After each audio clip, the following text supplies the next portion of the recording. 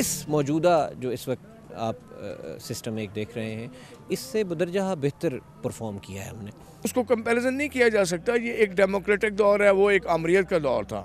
بے شک وہ ایک عامر کا دور تھا, اور عامر کا سیاست میں آنا اور جمہوریت پر قابض ہونا ہم اچھا نہیں سمجھتے, لیکن اس دور میں بہت سی اچھی باتیں ہوئیں. مثلاً یہ کہ مہنگائی نہیں بڑھی. میں سمجھتا ہوں کہ بدترین جمہوری دور بھی بہترین آمریت سے بہتر ہوگا, چونکہ اس میں گھر کا بٹوارہ نہیں ہوتا, گھر کم از کم رہتا ہے. جو اس کو بالکل بلیک اینڈ وائٹ میں ڈسکس کرنا تو بہت مشکل بات ہے.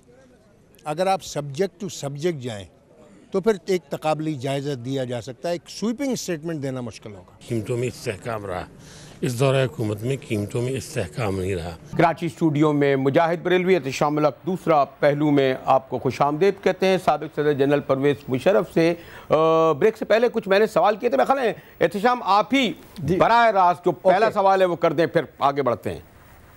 اوکے مشرف صاحب, دو چیزیں پوچھوں گا, مختصر طور پہ ان کا جواب دیجیے گا, آپ بہتر جواب دے پائیں گے. ایک تو یہ کہ جو مجاہد صاحب نے کہا پروگرام کی بات کی, اور اگر یہ جس طرح خبریں آ رہی ہیں کہ جی زرداری صاحب کا ہائی پوائنٹ اس وقت یہی ہے کہ سینٹ کے الیکشن سے پہلے کچھ نہیں کریں گے. کچھ لوگوں کا خیال ہے کہ سینٹ کے الیکشن اگر مارچ میں ہوتے ہیں تو اس کے بعد حکومت جو ہے نا, یہ بھی کہا جا رہا ہے کہ پرائم منسٹر کی بات ہوئی ہے نواز شریف صاحب کے ساتھ کہ جی آپ ہمیں اگر اسٹیبلشمنٹ کے خلاف ہمیں سپورٹ کریں تو ہم ارلی الیکشن کرا دیں گے. چلیں وہ تو بات کی بات ہے. میرا سوال یہ کہ اگر الیکشن اگر ہو جاتے ہیں ارلی تو اس کے لیے آپ کی پارٹی کی تنظیم لوگ کہتے ہیں پوری طرح سے نہیں ہے, کس طریقے سے آپ تیار ہوں گے؟ اور دوسرا نواز شریف صاحب کے ساتھ آپ کے تعلقات کیسے ہوں گے؟ نواز شریف صاحب کی کوئی تقریر جنرل صاحب وہ آپ کا ذکر کیے بغیر نہیں ہوتی. کل کی تقریر میں انہوں نے خاص طور پہ کہا ہے کہ مشرف لیگ ایک دفعہ پھر کہیں اور اکٹھی ہو رہی ہے. اس کا کیا مطلب لیا جائے؟ عمران خان کو بھی لپیٹ دیا, لیگ میں ہی لے آئے وہ آپ کی. وہ احتشام, ان کو تو میں یہ کہتا ہوں نا, ان کا تو کھانا نہیں ہضم ہوتا ہے میرا نام لیے بغیر. مجھے اس بات کی بڑی خوشی بھی ہوتی ہے, میں بڑا خوش ہوتا ہوں اس بات پہ. پریشانی تو ہے نا دماغ میں, 24 گھنٹے میرا نام لگا ہوا ہے, تو مجھے تو بڑی خوشی ہے اس بات پہ. لیکن جہاں تک اب ان کو پریشانی اس بات کی بھی ہوگی, ان کے اپنے لوگ ان کو چھوڑ چھاڑ کے جا رہے ہیں. کبھی اپنے کل ہی دیکھا ہوگا کیا ہوا ہے فرنٹیئر میں, کیا ہوا ہے وہ بھی آپ نے دیکھ لیا ہوگا. تو یہ تو ان کے اپنے, تو اس لیے انہیں پریشانی ہے. تو وہ اپنا سوچیں, باقی میرا سوچنا بند کریں, یہی میرے خیال میں ان کے فائدے میں ہوگا.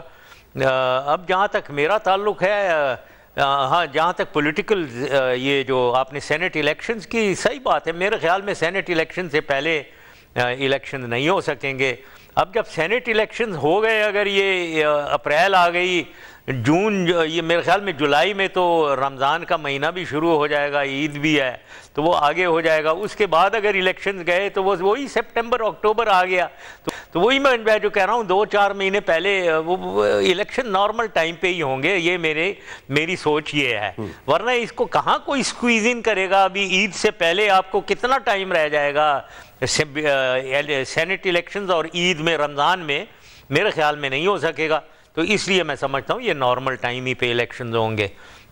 یہ میں سمجھتا ہوں, میں نے جو فیصلہ کیا ہے آنے کا وہ اسی پہ ہے. یہ جو آپ نے پوچھا ہے میرے آنے کے بارے میں, اسی لیے میں جلدی آنا چاہ رہا ہوں کہ یس, پارٹی تو بالکل 1 سال پرانی پارٹی ہے, اور اس کو پوری طریقے سے اس کی تنظیم نو نہیں ہوئی ہے, تو میرے آنے پہ ہی ہوگی. تو اسی لیے میں نے کہا ہے کہ میں جنوری میں آؤں گا. جتنی بھی تیاری ہو سکے گی اتنی ہم کریں گے.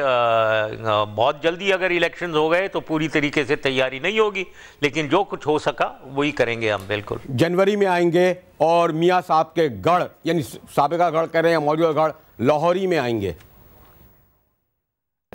ہاں, یہ ذرا میں ایگزامن کر رہا ہوں. میں لاہور, میں نے کہا تھا, صحیح بات ہے کہا تھا, لیکن لاہور میں نے جو دیکھا ہے, ان کے یہ اتنے چھوٹے دماغ کے لوگ ہیں, یہ ایک لیول پلینگ فیلڈ نہیں دیتے ہیں. وہاں ہمارے جو جلسے ہیں ان میں ان کے یہ لوگوں کو بھیج دیتے ہیں, پوسٹرز اتروا دیتے ہیں, پھاڑ دیتے ہیں, پورے جلسے کو ڈسرپٹ کر دیتے ہیں.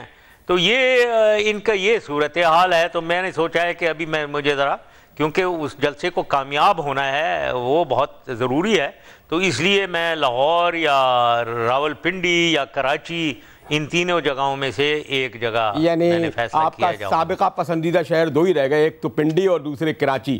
کراچی کئی حوالوں سے, پنڈی فوج کے حوالے سے, تو اب لوگ یہی ایزیوم کریں گے یا تو پنڈی اتریں گے یا کراچی اتریں گے. لیکن خیر اس کا مطلب یہ ہے کہ ہم انتظار کریں 15 جنوری یعنی 22 جنوری سے کاؤنٹ ڈاؤن شروع کرتے ہیں. 22 جنوری, 23 جنوری, 25 جنوری. ہاں, یہ 22 جنوری کون سی تاریخ آپ نے اپنی طرف سے کیسے نکال دی؟ 22 جنوری کیا چیز؟ میں نے تو ایسی کہہ دیا نا, آپ جب جنوری کہہ رہے ہیں تو ہم نے کہا کاؤنٹ ڈاؤن تو شروع ہو جاتا ہے نا یہاں سے, آج سے شروع ہو جائے گا. جی جی, میں 8 جنوری کو میں اناؤنس کروں گا انشاءاللہ تعالیٰ. 8 جنوری کو کراچی میں جلسہ ہے جی, اس میں میں چاہوں گا زیادہ سے زیادہ لوگ ہوں, اور اس میں میں انشاءاللہ تعالیٰ اناؤنس کروں گا اپنی انٹینشنز پوری, کون سی تاریخ کو ایگزیکٹلی آؤں گا اور کہاں آؤں گا. جناب صاحب ایک بات ہے, میں خالد کیا بعد میں سوال کریں. ایک بات یہ ہے کہ جب کوئی یعنی یقیناً آپ آ رہے ہیں, اور جس طرح آج کل تحریک انصاف کے سربراہ عمران خان کا سب سے بڑا ٹارگٹ نواز شریف ہیں, گو کہ نواز شریف اپوزیشن میں ہے اور اس کے بعد وہ زرداری کو بھی ہٹ کرتے ہیں. نواز شریف کا ٹارگٹ اب عمران خان بھی ہو گئے اور پیپلز پارٹی کی حکومت تو ہے ہی. اسی طرح ہر پارٹی کا جب وہ آتا ہے تو اپنے لوگوں کو جو پیغام دے رہا ہوتا ہے اس میں ٹارگٹ کون ہے. مثلا آپ یہ سمجھتے ہیں کہ کیونکہ بہرحال آپ کا ایک NRO ہوا, سابق چیف بے نظیر بھٹو سے تھا, پیپلز پارٹی سے آپ اپنے کو قریب سمجھتے ہیں یا سمجھتے ہیں نہیں فرسٹ اٹیک آپ کو پیپلز پارٹی سے کرنا پڑے گا, یا آپ یہ سمجھتے ہیں کہ جو اسٹیبلشمنٹ یعنی جوڈیشری اور جو پنڈی والے ہیں یہ بھی بڑے آپ کے لیے رکاوٹ بنے ہیں, انہوں نے بھی آپ کے ساتھ کوئی اچھا سلوک نہیں کیا, نون لیگ تو ہے ہی, تو یہ بھی تو ہم معلوم کرنا چاہیں گے جنرل صاحب. اور جنرل صاحب یہ بھی بتا دیں کہ عمران خان کا ذکر آیا تو کیا عمران خان اٹھتے بیٹھتے کہتے ہیں کہ مشرف صاحب نے مجھے پرائم منسٹرشپ آفر کی تھی, کیا آپ نے واقعی کی تھی کسی سٹیج پہ ان کو؟ یہ تو برا نہیں کی تھی, یہ بالکل صحیح بات نہیں ہے, میں نے نہیں کی تھی. لیکن میں نے انہیں یہ ضرور کہا تھا کہ آپ نیشنل اسمبلی میں آئیں اور پھر دیکھتے ہیں کہاں آپ کی ڈیسٹینی آپ کو لے کر جاتی ہے, یہ میں نے کہا تھا. اور جتایا بھی انہیں, یہ میں نے وعدہ بالکل نہیں کیا تھا. آخری وقت میں سیٹ بھی آپ کی وجہ سے مل گئی, آخری وقت میں سیٹ بھی آپ کی وجہ سے مل گئی. چلے وہ چھوڑ دیتے ہیں, وہ اس وقت سمجھ رہے تھے کہ بہت زیادہ سیٹیں ملیں گی اور لیکن آخر میں ایک ہی سیٹ ملی انہیں. لیکن ان باتوں کو چھوڑ دیتے ہیں, پرانی باتیں ہو گئی ہیں, اب آگے کا دیکھنا ہے. اب جو آپ نے کہا ہے نا کہ ٹارگٹ کون ہوگا, میں مجاہد آپ سے یہ کہنا چاہتا ہوں, دیکھیں میں یہ نیگیٹیوزم میں نہیں بلیو کرتا ہوں, میں ایک بڑی پازیٹیو دماغ کے ساتھ, پازیٹیو سوچ کے ساتھ آ رہا ہوں. میرا ٹارگٹ کوئی نہیں ہے, میرا ایک آبجیکٹیو ہے پاکستان, سب سے پہلے پاکستان. اس آبجیکٹیو میں میری نظر میں پولیٹیکل سٹیٹس کو توڑنا ہے. نا ٹارگٹ کوئی نہیں ہے, میری نظر میں عوام کو سمجھنا چاہیے کہ آپ صحیح پارٹی اور صحیح لیڈرشپ کو ووٹ ڈالیں. تو میرا ٹارگٹ کوئی نہیں ہے, لیکن یہ میرا آبجیکٹیو ہے, یہ ہدف یہ ہے. اور اس کے اندر میں صرف ایک چیز اپنے بارے میں کہنا چاہتا ہوں, دیکھیں یہ جتنے بھی لوگ جو بھی باتیں کر رہے ہیں ان میں سے سب یا تو وہ ہیں جو جن کو 3 بار چانس ملا ہے اور انہوں نے پاکستان کو فیل کیا ہے, پاکستان کو نیچے لے کر گئے ہیں. پھر کچھ لوگ ایسے ہیں جو ٹیسٹڈ ہی نہیں ہیں. میرے بارے میں اپنے بارے میں ایک چیز کہنا چاہتا ہوں قوم کو. دیکھیں مجھے 8 سال 9-10 سال جو میں نے حکومت میں رہا ہوں, اور پہلے 3 سال تو سب کچھ میں نے ہی چلایا, اس میں پاکستان کو ہر شعبے میں ترقی ہوئی ہے, اور بیرونی طور پہ اندرونی طور پہ پاکستان بہت مستحکم ہوا ہے. عوام کی صورتحال بہت بہتر ہوئی ہے, خوشحالی ان کو ملی ہے, نوکریاں انہیں ملی ہیں, اور ملک کی ڈیولپمنٹ ہر شعبے میں بہت تیز رفتاری سے ہوئی ہے. یہ میں نے, اس لیے مجھے کچھ سیکھنا نہیں ہے, مجھے سکھانے کی ضرورت نہیں ہے, میں نے سیکھنا نہیں ہے, میں نے صرف وہی کرنا ہے جو میں نے پہلے کیا تھا ملک کے حوالے سے. اور پھر جو غلطیاں اگر میں نے کی ہیں, جو غلطیاں بھی انسان غلطیاں بھی کرتا ہے, ان غلطیوں سے میں نے سبق سیکھا ہے, وہ غلطیاں دوبارہ نہیں کرنی چاہیے. پوری پاکستانی قوم کو ساتھ لے کر چلنا چاہیے, اور یہ جو مصیبتیں ہیں پاکستان کے اوپر آئی ہیں اس کو حل کی طرف میری نظر میں جتنی میری قابلیت ہے جو میں کر سکتا ہوں وہ اس وقت کسی کے پاس نہیں ہے پاکستان میں. یہ میں بہت وسوخ سے کہہ سکتا ہوں. مشور صاحب کیونکہ ہمارے ایک سوال یہ, کیونکہ ہمارے سیاستداں یہ مانتے نہیں ہیں کہ وہ کوئی غلطیاں کرتے ہیں. آپ کوئی پھر ایک اسپیسیفک سب سے بڑی غلطی اپنی بتا دیجئے سابق جنرل مشرف صاحب؟ سب سے بڑی غلطی تو میرے خیال میں یہ NROE والی تھی. یہ آپ وہ میں نے کہا بھی ہے, یہ NRO نہیں کرنا چاہیے تھا. اس کی آلدو اس کے وجوہات تھے جیسے میں نے کئی دفعہ ایکسپلین کیا ہے, لیکن وہ سب سے بڑی غلطی تھی. دوسری یہ جوڈیشری کے ساتھ جو مارچ سے شروع ہوا, گو وہ میں نے کانسٹیٹیوشنل اور لیگلی طور پہ کیا تھا, لیکن اس کے ایفیکٹس, اس کا فال آؤٹ بڑا غلط ہوا. تو اس لیے میں نے یہ سبق سیکھا ہے, بعض وقت یہ سیاست میں اور حکومت چلانے میں صحیح کرتے ہوئے بھی آدمی کو سوچنا چاہیے. یہ اتنا پاکستان کو چلانا, پاکستان کی حکومت کرنا اتنا آسان کام نہیں ہے, یہ بہت مشکل ہے. ایک ڈائیورس سوسائٹی ہے, آپ ایک چیز کرتے ہیں, دوسرے ادھر ایک سیکشن پاپولیشن کی وہ اس کے خلاف سڑکوں پہ آتی ہے. تو آپ کو بہت ہی احتیاط سے سوچ سمجھ کے پھونک پھونک کے قدم بڑھانا پڑتا ہے, ٹائٹ روپ واکنگ کرنی پڑتی ہے تاکہ ملک آگے چلے. تو یہ میری نظر میں یہ میں نے بہت سبق سیکھ لیے ہیں, ان کو ریپیٹ نہیں کرنا چاہیے ان غلطیوں کو, لیکن پازیٹیوز بہت زیادہ ہیں. 90% تو پازیٹیوز ہیں میری نظر میں. اگر آپ نے دیکھنا ہے, آپ اوور آل پرفارمنس دیکھنی ہے تو عوام کی صورتحال اور قوم کی ملک کی ڈیولپمنٹ, اس میں اگر ایک ایک چیز لے لیں, کوئی ایک شعبہ لے لیں, اور اس میں میں کہوں گا کہ بہت زیادہ ترقی ہوئی ہے, اس میں کوئی شک ہی نہیں ہے. اور جو شک ڈال رہا ہے وہ جھوٹ بول رہا ہے, یا پھر جان کے یہ کر رہا ہے, یا اسے پتہ نہیں ہے, سمجھ نہیں ہے.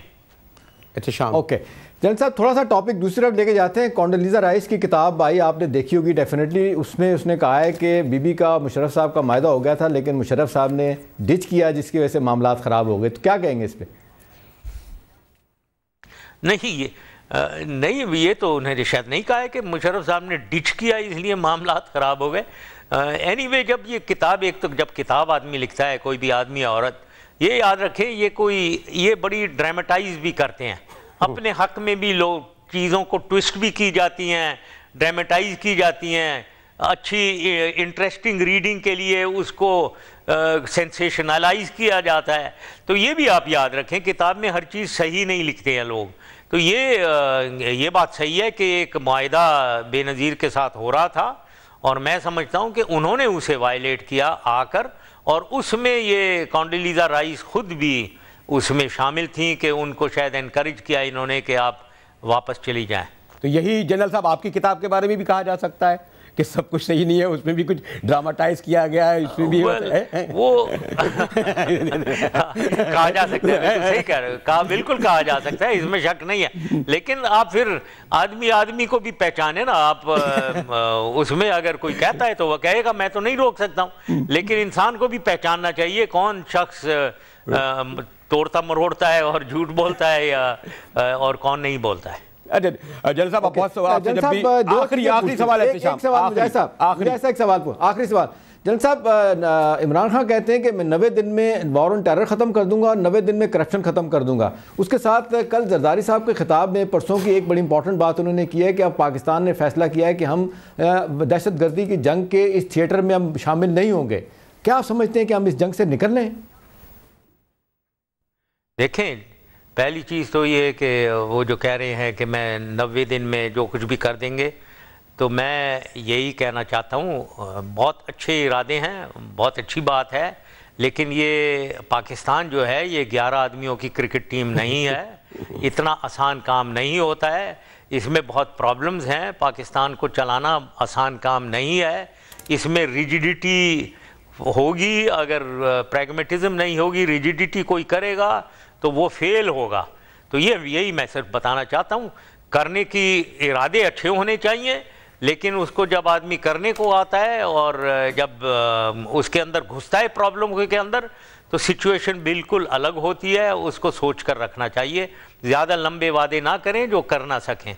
جہاں تک یہ جنگ ہے اس سے بالکل نکلنا چاہیے, لیکن کیسے نکلیں سوال یہ ہے, کیسے نکلیں کہ پاکستان کو نقصان نہ ہو. ایسے نہیں نکلنا چاہیے کہ اس کا تمام فال آؤٹ پاکستان کے اوپر ہو جائے, انٹرنیشنلی ہم بالکل آئسولیٹ ہو جائیں اور یہاں بھی ایک جنگ کی اس کی کچھ افغانستان میں صورتحال ایسی نکلے کہ اس کا ایفیکٹ بھی پاکستان کے اوپر آ جائے.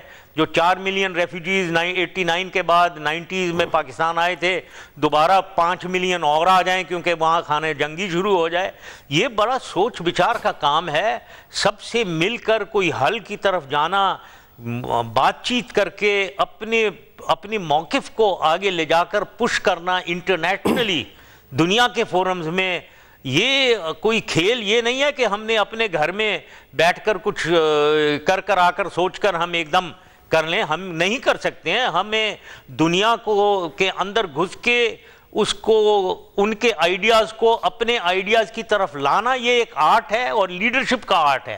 اس کو ہم نے کرنا ہے, پھر جا کر ہم سکسیڈ کریں گے کہ یہ جنگ کی کنکلوژن ایسی ہو کہ پاکستان کو فیور کرے. جنرل صاحب آپ سے گفتگو اور بھی ہو سکتی ہے, لیکن اب میں منتظر رہوں گا. خاص طور پر 8 جنوری کو بھی جاؤں گا جنرل صاحب کراچی کے جلسے میں, خاص طور پر کیونکہ آپ کو پتہ ہے نا, وہ آپ کے حامی کہتے ہیں نہیں جی وہ 50,000 لوگ تو آ ہی رہے ہیں اور 50,000 کو آنے سے روک دیا گیا, کچھ ویگنیں ہو گئی. میں ایک تو یہ پوزیشن آپ کو ضرور بتا دوں گا کہ تاکہ جو پارٹی کے حامی وغیرہ کے کتنے لوگ ہوتے ہیں کہ ہاں معاملہ تیار ہے جناب, 20,000 لوگ ہیں, یہ 1 لاکھ ایئرپورٹ پہ نہیں آئیں گے, تو یہ بھی بتا دوں گا. تو پھر غالباً 8 جنوری کو ہم یہ توقع کریں کہ آپ کب آ رہے ہیں اور اس دن ایکچوئل کتنے لوگ تھے یہ بھی میں آپ کو بتا دوں گا. بلکہ احتشام آپ بھی آ جائیے تاکہ ہو سکتا ہے میں ذرا جنرل صاحب سے تھوڑے تعلق کے حوالے سے ذرا انٹرویو ہو. اوکے جی ٹھیک ہے جنرل صاحب, آپ کا شکریہ. میں تو مجاہد, میں تو ہمیشہ یہ جو دیکھتا ہوں نا, میں بالکل جو لوگ کہتے ہیں میں اس کو ہمیشہ آدھا کر دیتا ہوں. کہ جو کوئی کہہ رہا ہے 20,000, میں سمجھتا ہوں کہ چلو 10-12,000 ہوں گے. تو یہ میں بالکل یہ میں دھوکے میں نہیں آتا ہوں. ٹھیک ہے, تو 8 جنوری, اور آپ ضرور بتائیں. جی 8 جنوری کو یقیناً جنرل صاحب آپ کو اس پروگرام کے دوران ہی بتائیں گے کہ کراچی میں کتنے لوگ آپ کا استقبال کر رہے ہیں, اور اس کی بنیاد پر جب آپ جنوری میں آئیں گے تو پھر اس کے کتنی بڑی تعداد میں لوگ ہوں گے. یقیناً اس میں بڑا اہم ہوگا پنڈی آ رہے ہیں, کراچی آ رہے ہیں یا لاہور آ رہے ہیں. میں محترم احتشام اور اپنی جانب سے سابق صدر جنرل پرویز مشرف صاحب کا شکریہ ادا کرتا ہوں کہ ہمارے پروگرام میں تشریف لائے.